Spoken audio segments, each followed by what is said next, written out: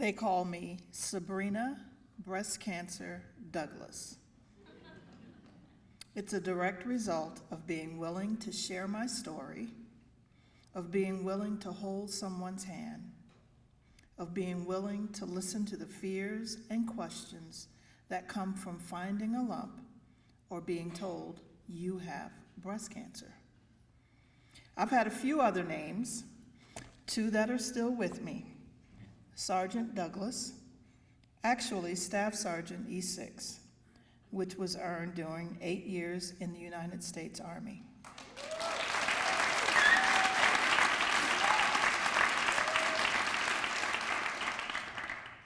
When I became a civilian, I picked up the name Motivate Her. Motivate Her. She works with many, especially women, as a life coach, trainer, and speaker. I'm still called by both names, but the sergeant and the motivator got lost in the shuffle when the big C came along. My family has had its share of breast cancer. As a child, I lived with a great aunt who had one breast and used falsies. My mother had stage 3. One of my brothers has even had breast cancer, and I've had it 2 times in 2 years. In 2008, I found a lump. My journey began with 2 lumpectomies, the new radiation, twice a day for 5 days, and the bonus gift of more than 4 months of MRSA staph infection. Then in 2010, I was shocked and saddened when my surgeon told me I needed a mastectomy. My breast cancer was back. My thoughts came fast. Is this metastasized? Is it worse to have it again so soon? I don't want to die. Hold on, Sabrina. Get yourself together. Pull up your big girl drawers. Make a plan. The plan was to have a mastectomy and then have the left breast, the one that didn't have breast cancer, removed prophylactically. I made the bold decision that I would not have reconstruction. It took months of working through self-doubt and self-image issues. Now, more than 5 years later, I still struggle with doubt, but I'm learning to love the body I have.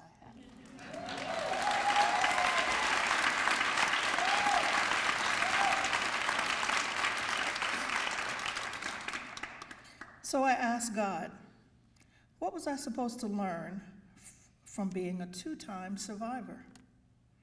The answers came loud and clear.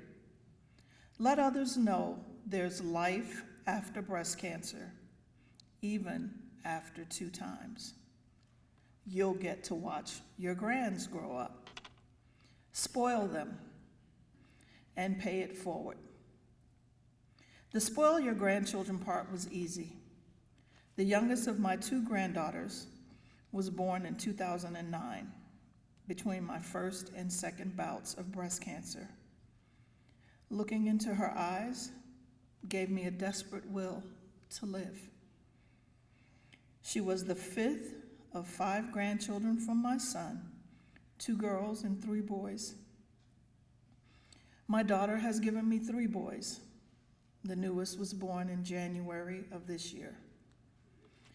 I recently traveled to Brooklyn, New York, just to hold him.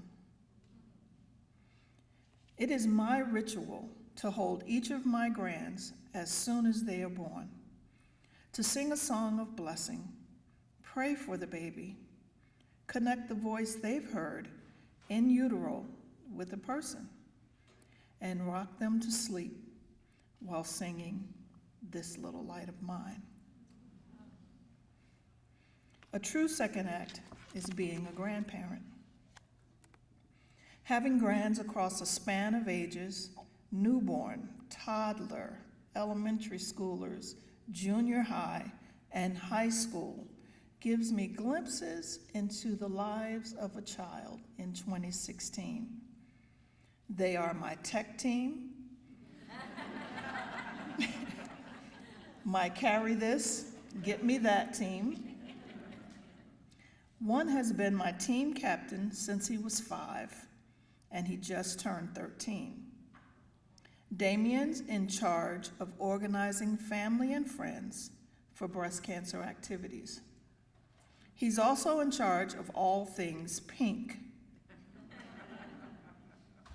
He wears pink laces, shirts, and caps. Don't challenge him. If you ask, he'll say, "It's for my grandma," in a very terse manner. They all have assisted in my volunteer efforts. Some have spoken to other kids whose grandmothers have breast cancer. Anastasia, the littlest princess, knows many of the facts and believes it is her right to attend all events. She was raised on a mat behind many of my volunteer vendor tables. Volunteering has been easy. Through my research for my treatment, I learned that my community has some disturbing statistics. African American women have the lowest survival rate of all women with breast cancer diagnosis. Women delay reporting a lump. My own mother waited 8 months before she told us about hers. And some women are more concerned about losing their hair than living. I can't make this up. Enter Susan G. Komen and the Coalition of Blacks Against Breast Cancer. These groups trained me to be an ambassador, to do community outreach. I became armed with my story of survivorship and their training and educational materials. Volunteer opportunities were plentiful, and my second act really took off. This community work led me to become an AmeriCorps liaison, facilitating workshops on chronic disease self-management. I've been honored by TV stations, churches, and other organizations. I even received the 2013 Joyce Gooding Spirit of Komen Award for volunteering.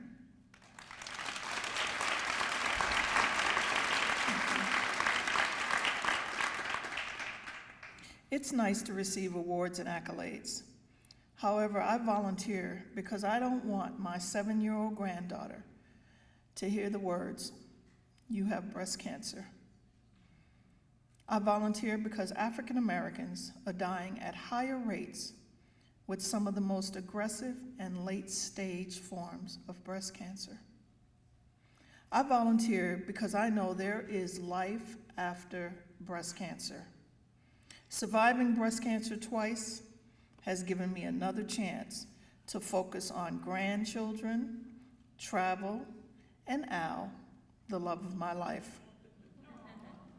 Surviving breast cancer twice has made volunteering a way of life for me, a way to pay it forward, my second act.